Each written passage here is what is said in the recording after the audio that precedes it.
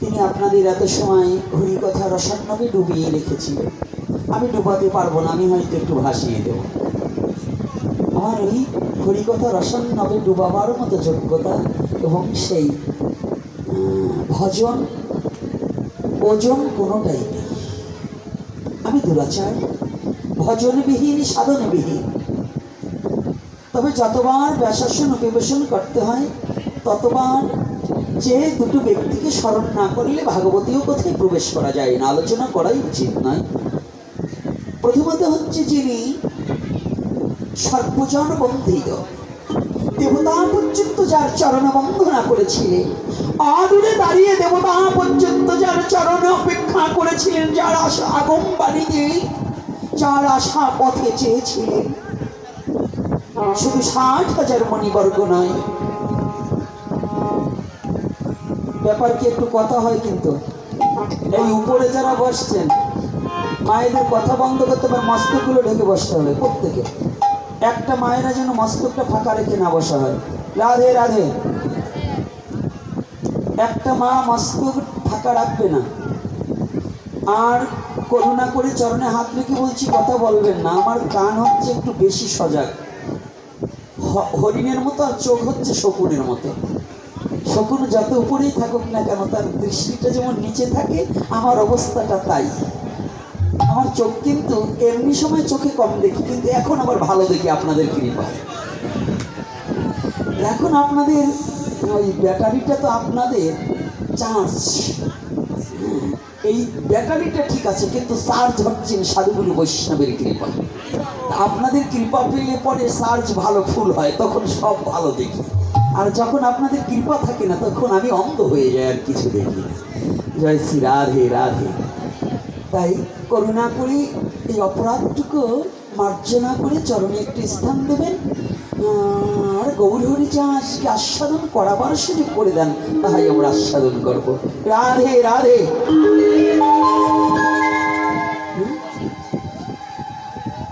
আজকে আমার খুব ভালো লাগছে। আজকে যেন কি জানেন, সুন্দর একটা পুষ্প প্রস্ফুটিত হলে মাঝখানে একটা কীট থাকে না, কীটটা কিন্তু নোংরা, ওটাকে নষ্ট করার জন্য আজকে এই ফুলের পাপড়িগুলো সুন্দর করে বসে আছে সাজিয়ে, একটা সুন্দর পুষ্প। আর আমি হচ্ছে কীট সম, আপনাদের মন্তরে আঘাত দেওয়া ছাড়া আর ভালো কিছু দিতে পারবো না। তাই করুণা করবেন, যতটুকু সময় বসে থাকি আপনাকে নাহি করি প্রচার যেন সবা কারো মাঝে, নিজেকে যেন প্রচারের জন্য ব্যস্ত না থাকি। যতটুকু সময় বসে থাকি সমাজের স্বার্থে, জাতির স্বার্থে, ধর্মের স্বার্থে, আমার গৌরহরির স্বার্থে যেন দুটো কথা বলতে পারি, আমার জন্য যেন কোনো কথা না বলতে পারি। জয় শ্রী রাধে, জয় হৃদয়, জয় গৌরহরি। আজকে যার চরণ বন্দনা 60,000 মণিবর্গ নয়, পিতা পর্যন্ত যার চরণ বন্দনা করেছিলেন, যাকে সম্মান জানাবার জন্য পিতা পর্যন্ত করজোড়ে দাঁড়িয়েছে। শুধু পিতা নয় পিতামহ, শুধু পিতামহ নয় প্রপিতামহ পর্যন্ত সেখানে দণ্ডায়মান অবস্থায় দাঁড়িয়েছে। এটাই সনাতন ধর্ম। সম্মানী ব্যক্তিকে সম্মান প্রদান করে, এই ধর্মের নামই সনাতন ধর্ম। আমার কথা গিয়ে কিন্তু একটু ব্যতিক্রম, সাধুর একটু মাঝে মাঝে হ্যাঁ না বলবেন, না হলে কিন্তু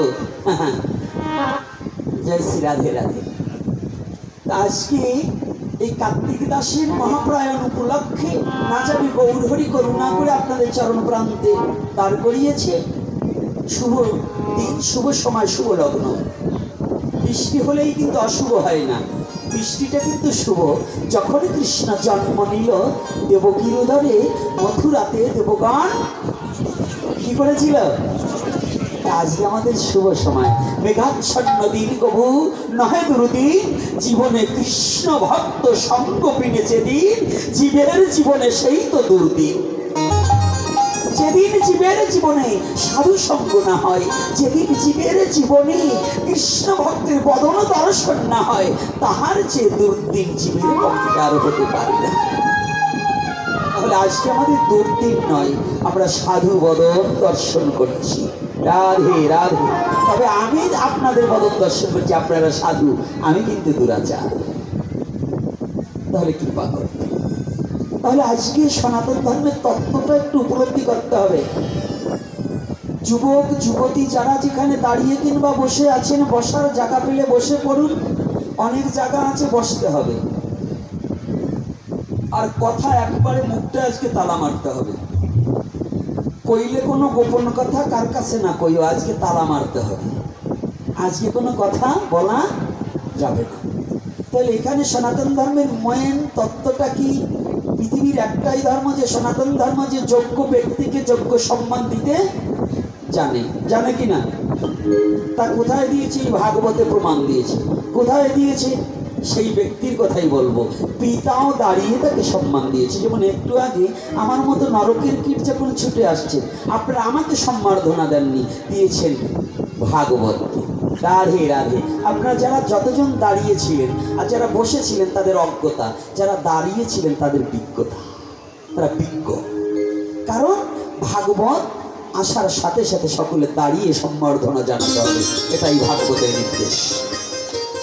শুধু ভাগবতকে নয়, একজন ভাগবত ভক্তকে দেখার সাথে সাথে চেয়ারে, চায়ের দোকানে, যেখানে যে অবস্থায় থাকেন, সে যে বর্ণের, যে গোত্রের হোক না কেন, যদি একজন শুদ্ধ ভাগবত ভক্ত হেঁটে আসে, আপনি যদি একজন ব্রাহ্মণের ছেলেও হন, যদি আপনি ভক্ত না হন, যদি একজন মেতরের ছেলেও যদি ভক্ত হেঁটে আসতে দেখেন, অমনি তাকে দাঁড়িয়ে সম্মান জানানো একান্ত বৈধতা এবং বাধ্যগত থাকিতে হইবে। কষ্ট পাচ্ছেন না কি কথায়? হ্যাঁ, একেবারে প্রারম্ভে এই কথা দিয়ে শুরু করলাম, আবার কষ্ট হচ্ছে না তো? অর্থাৎ এখানে আমি বলছি না, ভাগবত সাক্ষ্য দিচ্ছি। কেন দিচ্ছি? তার আশা পথে দাঁড়িয়েছিলেন, এই যেমন আজকে সম্মান জানালেন। আজকে থেকে জেনে যান, যারা দাঁড়াননি, যেখানে যাবেন, যে অবস্থায় যাবেন, একজন শুদ্ধ ভক্ত, আমার মতো পশুকে নয়, যারা শুদ্ধ ভক্ত, যাদের বদনে সদা সর্বক্ষণ ভগবানের গুণকীর্তন হয়, যাদের অন্তর দুয়ারটা খুলে দিয়ে ভগবানকে ডাকছে, যারা ভগবানকে চিরজন্মের মতো ভগবানের চরণে বিকিয়ে গিয়েছে, যারা আমার ভগবানকে চিরজন্মের মতো ভালোবাসতে পেরেছে,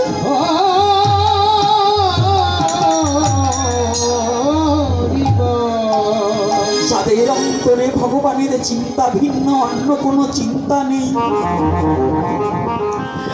যাদের কর্ণকুহরে ভগবানের নাম ছাড়া অন্য কোনো নাম প্রবেশ করে না,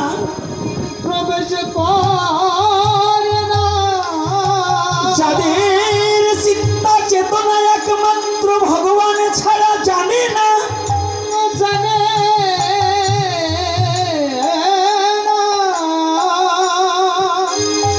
এই বিশ্ব জগতে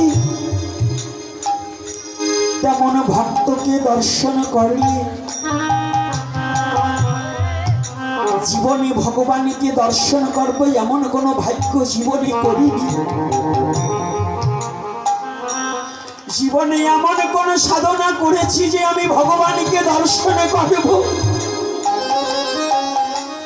জীবনে কোন সাধনা করেছি? একটু নিজের কাছে একটু প্রশ্ন করি। আমরা যে ভগবানকে দেখতে চাই, জীবনে এমন কোন সাধনা আছে যে সাধনার দ্বারা আমি ভগবানকে দেখবো? না না না, আমার জীবনে যেন ভগবানকে দেখার কোনো লালসা না জাগে, এটা কোটি জন্মেও যেন আমার না জাগে। তবে একটা লালসা কি জানি,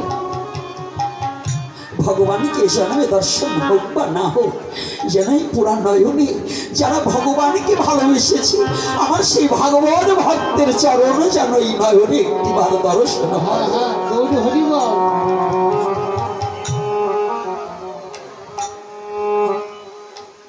কেন জানি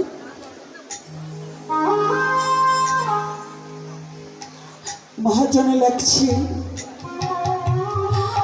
এ জীবনে যদি কোনো জন সাধু সঙ্গ করে, যদি জীবনে কোনো ভজন না থাকে, কৃষ্ণ বলে না ডাকিতে পারে, কৃষ্ণ ভজন না করিতে পারে,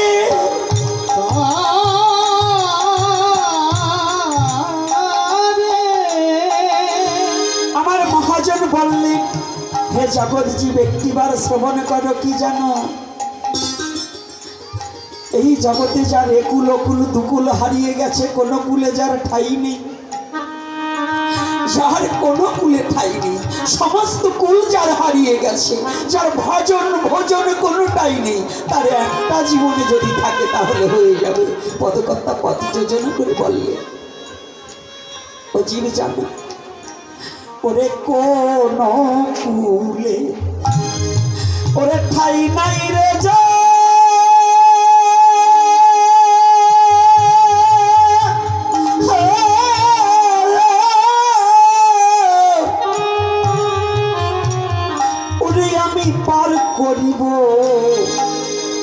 পার করিব তারে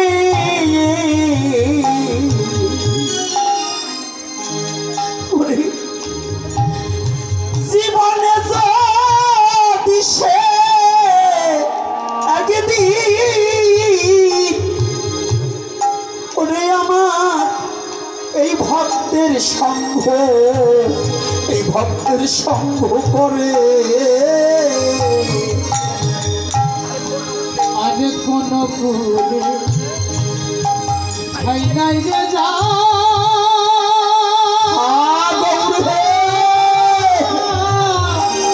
আমি পার করিব তারে জীবনে যদি সে একদিন যদি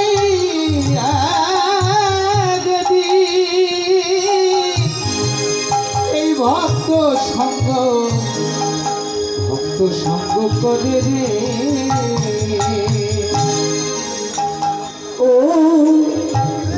ভক্ত রে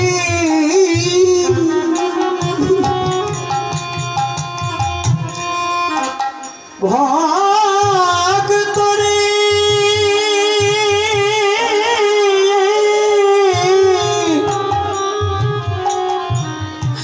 ভক্ত হি আমার, ও ভক্ত ভক্ত ভক্ত হে আমার, আর কোন কুলে ওরে ঠাই নাই রে যা,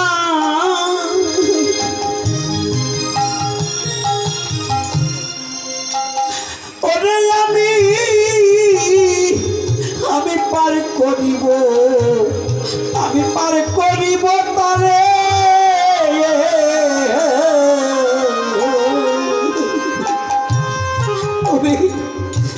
জীবনে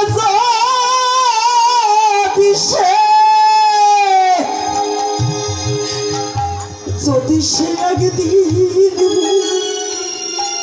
ওরে আমার এই ভক্তের সঙ্গ করে পাগল মনে রে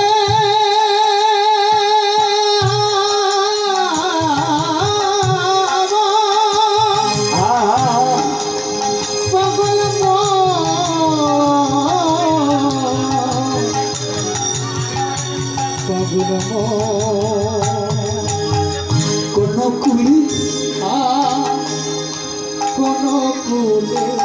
ঠাই নাই রে যা, আমি পার করিব তারে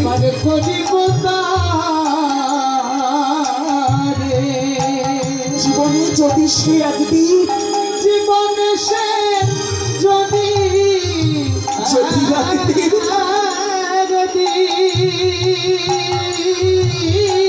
আমার শুদ্ধ ভক্তের সঙ্গ করে ভক্তের সঙ্গ করে রে, আমি তারে পার করে দেব আর আনবো না, পার করে দেব আর আনবো না, না আমি নিজ হাতে পার করবো আর আনবো না, নিজ হাতে পার করবো আর আনবো না, ওরে যে জনা আমার ভক্তের সঙ্গ করি তারে পার করিব আর আনবো না, যে যে জন আমার ভক্ত সঙ্গ করে তারে পার করিব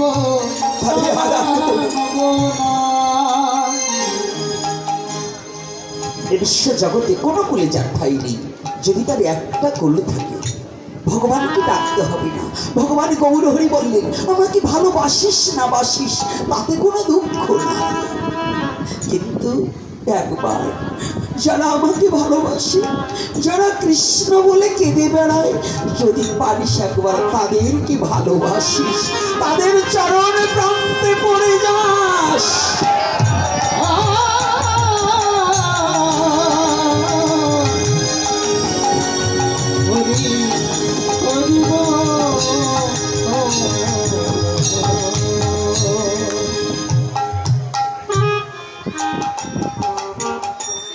তাহলে আজ আপনাদের সঙ্গটা পেয়েছি বড় ভাগ্য।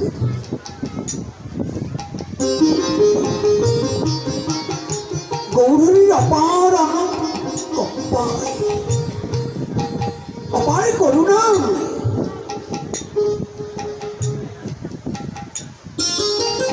অপার করুণায় আপনাদের চরণ দর্শন করেছি, যেন যতটুকু সময় থেকে আপনাদের চরণ ছাড়া যেন না হয়।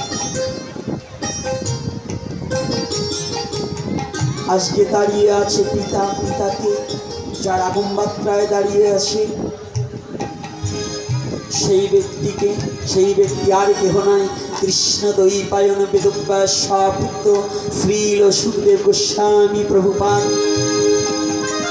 সুখদেব গোস্বামী প্রভুপাদের পিতা ব্যাসদেব, ব্যাসদেবের পিতা পরাশর, পরাশরের পিতা তিনিও ওখানে ছিলেন। ছিল কি না? ছিল না? ঠাকুরদাদাও ছিল, ঠাকুরদাদার বাবাও ছিল। প্রপিতামহ, পিতামহ মানে ঠাকুরদাদা, ঠাকুরদাদার পিতা প্রপিতামহ। তাহলে এখানে 4 পুরুষ। তাহলে ঠাকুরদাদাও যাকে দাঁড়িয়ে সম্মান করলেন, কেন? যোগ্য ব্যক্তিকে যোগ্য সম্মান প্রদান করা, এটাই সনাতন ধর্মের শিক্ষা। রাধে। হ্যাঁ, যোগ্য ব্যক্তি, যোগ্য স্থান একান্ত প্রয়োজন।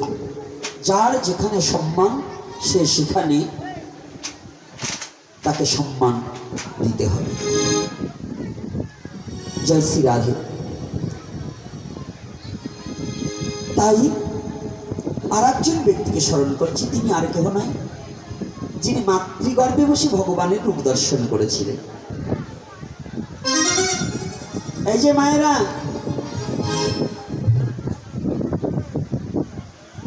এই সাইডে ওঠানামা করা যায়, বন্ধ করা যায়, আর ভিতরে লোক কোনো ঢোকপা দেবে না।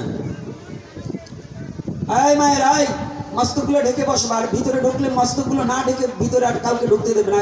গেটের সামনে যে পুরুষ ছেলে আছে, যারা পরে এসে আগে আসলে কথা হবে। এখন যারা আসবে, যে যেখানে জায়গা পাবে ওখানে বসবে, সামনে আসবার। এখন যদি মন্ত্রী আসে তাকেও আসতে দেবে না। আর বক্সের ওখানে দাঁড়ালে পরে আমরা কথা বলতে পারবো না, কারণ ওই শব্দটা আমার কানে আসতে হবে। এদিকে দাঁড়ান। জয় শ্রী রাধে। মায়েরা, চরণে হাত রেখে বলছি, কথা বলবে না। নীরবতা পালন না করলে কথা বলে শান্তি পাওয়া যাবে না, তাই তো? যে কথাটা বলবো, আজকের প্রত্যেকটা কথা একটু দেখি গৌরহরি কি বলা। গৌরের ইচ্ছা ছাড়া আমি বলতে পারবো না। এটা আমার গৌর আর নিতাই চাঁদের করুণা, গৌরের কৃপা। আজকে দেখি কিংবা কোনো পথে না, তাহলে বোঝায় এইবার যে ব্যক্তির কথা বলবো, কেমন মার কেমন ছেলে। মাটাও যেমন প্রয়োজন, ছেলেটাও তো তেমন প্রয়োজন। বাবা, বীজ যত ভালোই হোক, মাটি যদি উর্বরা না হয়, তাহলে ওই বীজে কিন্তু ভালো গাছ হয় না। রাধে রাধে। হবে কি? যারা কৃষি কাজবাজ করেন, এই দাসপাড়ায় আবার কৃষি কাজ কম এদের। এরা হচ্ছে আবার বৈশ্য, মানে ব্যবসা বাণিজ্য, ভালো বুঝে আর বলবো না। এরা আবার বৈশ্য, ব্যবসা বাণিজ্য করে এই দাসপাড়ায়। কিন্তু আপনারা যারা কৃষি কাজ করেন, আপনারা ভালো বোঝেন না মাটির কোনটা উর্বরা। তো উর্বরা মাটির শক্তি একটু বেশি না? তাই বীজ হচ্ছে বাবার, মাটি হচ্ছে মা। যে মা যত ভক্তিমতী, সেই মায়ের গর্ভের সন্তান তত ভক্ত হয়। রাধে রাধে। এখন কোন জন বলতে পারবেন যে আমার বিশ্বাস হয় না, অমকের দেখি মা বাবা একটু ভক্ত না, ছেলেটা খুব ভক্ত হয়েছে। কি এরকম হয় না? হ্যাঁ, এটাও একটা রহস্য আছে। এটাও সনাতনী ধর্মের, এই সনাতন ধর্মের একটা গুপ্ত রহস্য আছে। সেটা হচ্ছে কি জানেন, ওই সন্তানটা যেদিন পৃথিবীতে এসেছিল সেই দিন ওই মাটিটা খুব ভালো ছিল। ওই দিন মায়ের মন এবং মা পুত পবিত্র ছিল। সেই শুভক্ষণে, শুভ দিনে, শুভ লগনে, শুভ সময়ে ওই বীজটা বপন হয়েছিল, ওই সন্তানটা ভক্ত হয়ে গেছে। এমনি এমনি হয়নি। চোরের ঘরে সাধু ভাই কেন জানেন? ওই একটা কারণ। রাধে রাধে। না হলে চোরের ঘরে জীবনে সাধু হওয়ার কথা নেই। হ্যাঁ, চোরের ঘরে সাধু হতে পারে? হতে পারেনি। আর হয় কেন? ওই সনাতন ধর্মের ওই তত্ত্বটার কারণে। এইবার দেখুন, এই যে মায়ের কথা বলবো না, এই মা সর্বাধিক সাধিকা। মহাভারতের মধ্যে কুন্তির চেয়েও সাধিকা এই মা। কুন্তি 6টা পুত্রকে সাধনা করে এনেছে, কিন্তু এনেছে দিতে পারেনি। যদি কুন্তি দেবী সন্তানকে দিতে পারত ভগবানকে, তাহলে ভগবান কৃষ্ণকে চিনতে অর্জুনের এত দেরি হতো না। অর্জুন ভগবান কৃষ্ণকে চিনতে অনেক দেরি করেছে, না সহজে চিনেছে? হ্যাঁ সাধু বাবারা, কি চিনেছে সহজে? হ্যাঁ, দাদা সত্ত্বে ভক্তি যুগ আগে আসেনি তো। বিশ্বরূপ দর্শন যুগ পর্যন্ত, তার আগ পর্যন্ত তর্ক বিতর্ক অনেক কিছু হয়েছে না? হয়েছে কি না? এত সময় কৃষ্ণকে চিনেনি। যখন কৃষ্ণ স্ব ইচ্ছায়, কৃষ্ণ তো কৃপাময়, করুণাময়, তিনি করুণা করে যখন অর্জুনকে নিজের দিব্য দৃষ্টিটা দান করলেন যে আমি কি, তুমি আমাকে দেখো। আমাদের চোখ কয়টা গো? মাঝে মাঝে এই অঙ্কটা কষাই। পৃথিবীতে যখন কোনো শিক্ষা ব্যবস্থা চালু ছিল না, সনাতন ধর্মে তখন গুরুকুল ব্যবস্থা ছিল। আর এই সনাতন ধর্মে তখন ছিল 1 চন্দ্র, 2 পক্ষ, 3 নেত্র, 4 বেদ, 5 বাণ, 6 ঋতু, 7 সমুদ্র, 8 বসু, 9 নবগ্রহ, 10 দিন। এটা পৃথিবীর অন্য কোনো ধর্মে, অন্য কোনো পথ মতে ছিল না। সেটা ছিল কোন ধর্মের পড়ায়? জোরে হবে, পাশে কি না খাওয়ার পার্টি নাকি? কি ছাও নয় না কি? একাদশী আরো একদিন পরে। এই হিন্দু জাতি না খাইয়ে না খাইয়ে একেবারে শক্তি সামর্থ্য সব শেষ করছে। মানে ভালো কথায় শক্তি হয়। এখন সাধু দেখলেও ভয় পায়, শয়তান দেখলেও ভয় পায়। আর যদি খাওয়া পার্টি হইতো তো সাধু আর শয়তান দুটোকেই চিনে নিতে পারত।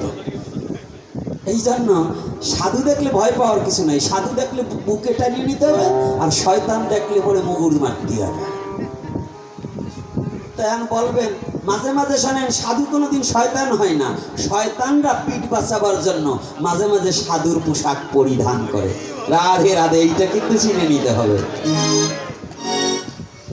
এইটা কিন্তু চিনে নিতে হবে। মাঝে মাঝে শয়তানের দল নিজের পিঠ বাঁচাবার জন্য সাধুদের পোশাক পরিধান করে। এই যে নকল আর আসল কিন্তু একটু চিনে নিতে হবে। রাধে রাধে। আজকে কয় ঘন্টা? হ্যাঁ, এই অধিবাসের তারা আছে না? আবার কীর্তনীয় রাগ হবে না নিতে? হ্যাঁ, আবার এরপরে আজকে আবার নাম্বার আগেই দেখলাম কীর্তনীয় দল, গাড়ি দেখে চিনলাম। আবার কীর্তন শুনবেন না আজকে? না আগামী দিন কীর্তন কখন? আজকে তো একদিনে 3-4টে পাতাইলে কি হয়? কোনটা খাবেন? রসগোল্লা খাবেন না ওই চিনির সন্দেশ খাবেন? আমি তো চিনির সন্দেশ একবার মুখে দিলে আর ভালো লাগবে না, কিন্তু কীর্তনে তো রসগোল্লা, কখনো হাসি কখনো কান্না, তাতে লাগবে ভালো, আপনাদের যাবে মনের ধান্দা। তো এখন এই আমার মতো এই চিনির সন্দেশ খাই কি কোনো কাজ হবে?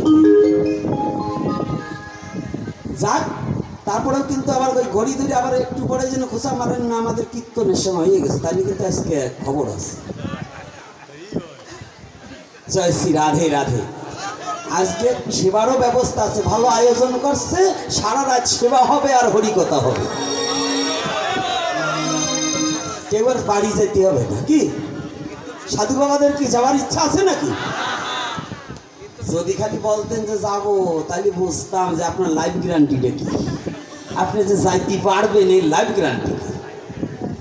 আসছি চলছি কাশি, ফিরে আসি আর না আসি, তো এটা কাশির চেয়ে কম নয়। যেখানে সাধুগুরু বৈষ্ণবের আগমন সেটাই মধুর। তাহলে বৃন্দাবনে এসে আবার বাড়ি যাওয়ার মন যারা নিয়ে আসে, ওরা যেন বৃন্দাবনে না আসাই ভালো। জয় শ্রী রাধে রাধে। তো এইবার যে ব্যক্তির কথা বলছি, এই ব্যক্তি কেমন মায়ের গর্ভে হয়েছে জানে না মায়েরা? আজকে মাতৃজাতি অনেক বেশি দেখছি, ডাইনে বাঁয় দু সাইডেই মা রয়, এদিকে মাঝখানেও মা, আমার ভয় কোনো না। আজকে আমার শক্তি আছে, শক্তি জাতি মাতৃজাতি। তাই মায়েরা ভালো করে শুনবেন, এই মহিষী নারীকে সমস্ত মহাভারতের মধ্যে শ্রেষ্ঠ চরিত্র আমি বলি এই নারীর, যে নারী তার সন্তানটাকেই ভগবানের চরণে দিয়ে দিতে পারে। মহাভারতের অন্য কেউ দেয়নি, এই একজন নারী দিয়েছিলেন। যার কারণে মহাভারত নয়, ভাগবত বলেন, মহাভারত বলেন, পুরাণ বলেন, কোনো শাস্ত্রে বলতে পারবেন না যে ভগবান নিজে মাতৃগর্ভে গিয়ে তার ভক্তকে অন্য কাউকে রক্ষা করেছে। একজন ব্যক্তিকে রক্ষা করেছে, সেই ব্যক্তিকেই রক্ষা করেছে তার যার মা ভগবানের চরণে যাকে অর্পণ করে দিয়েছে। এই যারা আজকে ভাগবত ভক্ত অনেক আছে, আমার বাম পাশে আমার শ্রদ্ধাভাজন দাদা গোপাল দা তো আছেই, পিছনেই এক সাধু বাবা, আর আপনারা সম্মুখে যে দয়ার সাগর কত, হ্যাঁ, ওহে বৈষ্ণব ঠাকুর দয়ারও এ দাসে, বা বা বা বা, আপনারা দয়ার সাগর, প্রত্যেকটা মূর্তি যেন দয়ার সাগর হয়ে আজকে বসে আছে। তাহলে দয়া করবে, দয়া করা মানে কি জানেন? আমি চাইতে জানি না, আপনারা দান করবেন। তো এই দয়া করার আগে আর ওই ব্যক্তির নাম বলার আগে, দয়া করার আগে আর ওই ব্যক্তির নাম বলার আগে আসুন আমরা একটু রাধা মাধব কীর্তন করে ভগবানকে মালাটা প্রদান করে তারপরে দুটি আলোচনার ভিতরে। রাধে, মালাগুলো এইবার আমার হাতে পড়িয়ে, আমার হাতে দিতে হবে, তারপরে পড়াবো।